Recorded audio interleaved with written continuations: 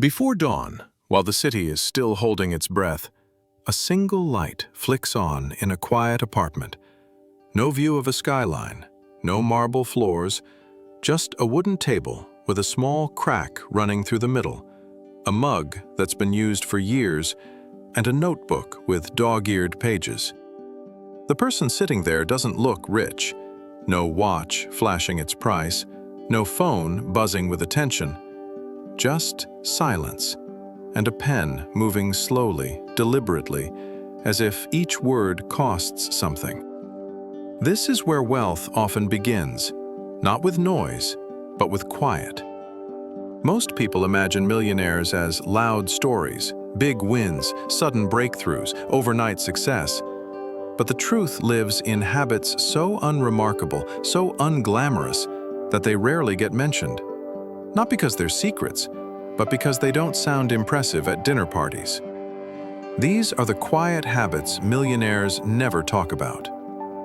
The first habit is this: they make peace with boredom.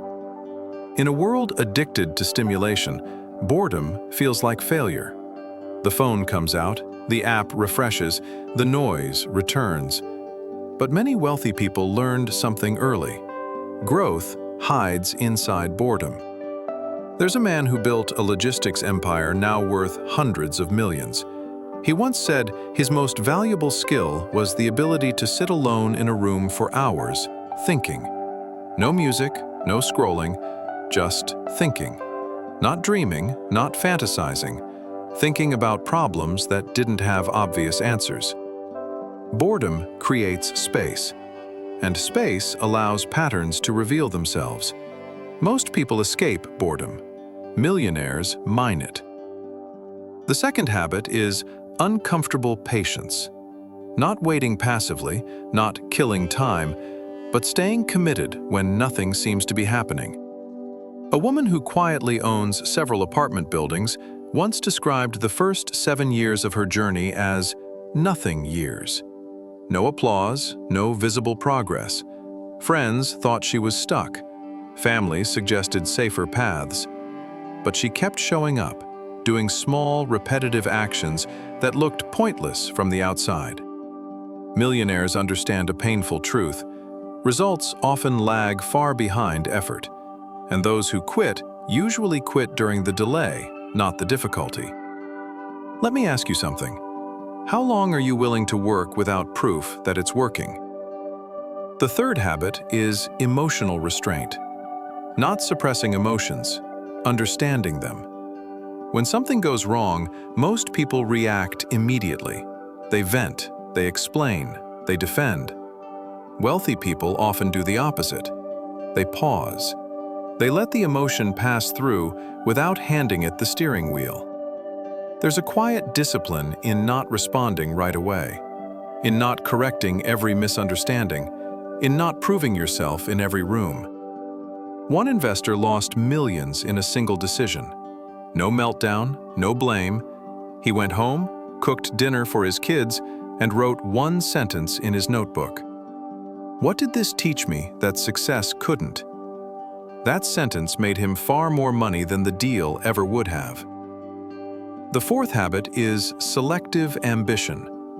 Millionaires are ambitious, but not about everything. They don't chase every opportunity. They don't say yes to every invitation. They protect their energy the way others protect money. There's a common misconception that wealthy people are endlessly driven, always hustling. The reality is more refined. They choose 1 or 2 battles worth fighting and ignore the rest. One entrepreneur turned down a deal that would have doubled his income because it would have doubled his stress.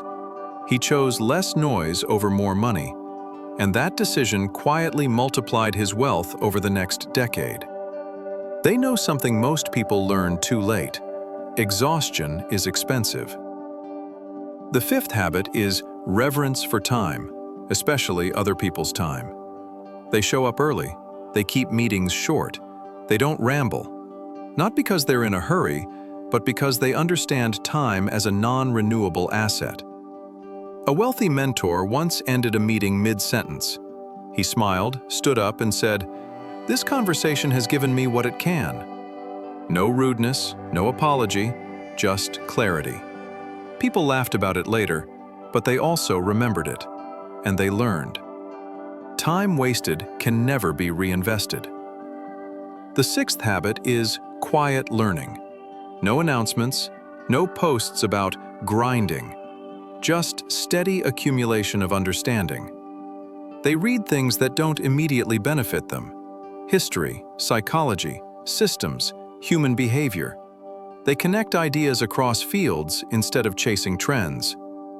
One billionaire kept a shelf labeled mistakes. It wasn't books about success, it was biographies of failures, businesses that collapsed, leaders who lost everything. He read them not for entertainment, but for immunity. He believed learning what breaks things is more valuable than learning what builds them. When was the last time you learned something that didn't impress anyone, but quietly changed how you think? The seventh habit is controlled visibility. Wealthy people often choose when to be seen and when to disappear. They understand that attention is a currency, and like any currency, it must be spent wisely. Too much exposure invites noise. Too little invites irrelevance. They find the balance. A tech founder once declined a major interview after selling his company. He didn't want his identity frozen in a moment. He wanted space to become someone new. Silence for them is not absence, it's strategy. The eighth habit is deep respect for ordinary routines. They don't look down on simple days, morning walks, repetitive workouts, familiar meals. These are not boring to them. They are stabilizers, anchors. One wealthy woman eats the same breakfast every day: oatmeal, berries, tea. When asked why, she said, "It's one less decision that can steal energy from something important." Routines reduce friction, and friction quietly erodes potential. The ninth habit is private generosity. Not public charity, not name-engraved donations. Quiet help. Paying a hospital bill anonymously. Funding a scholarship without a press release. Supporting someone before they're successful. They give not for recognition, but for alignment. Because money to them is a tool for reducing suffering, not inflating identity.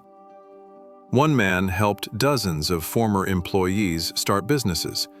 None of them knew it was him. He said the reward was watching competence ripple outward. The 10th habit is identity discipline. They don't tie their worth to their wealth. They know money is something they have, not something they are. This protects them from arrogance when they win and from collapse when they lose.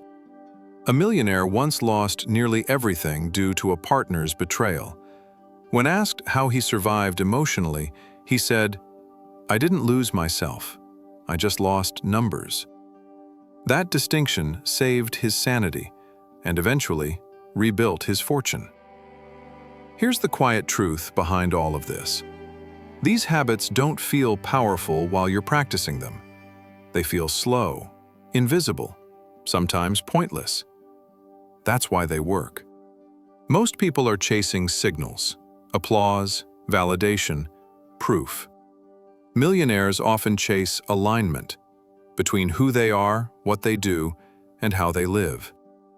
Wealth grows best in environments that are calm, patient, and deeply intentional. If you stripped away the money, the accounts, the assets, these habits would remain. And that's why the money often returns. So let me leave you with one final question. If no one ever saw your effort, would you still be willing to become better? Because the quiet habits don't ask for attention, they ask for commitment. And commitment, practiced quietly, has a way of changing lives. I didn't know about these 10 habits before, but they can be very useful if you actually use them. The best thing is not knowing everything. It's doing these habits in your life. Because knowing changes nothing. Everybody knows they should wake up early, exercise, and read books, but most of us don't. And that's my opinion. What do you think?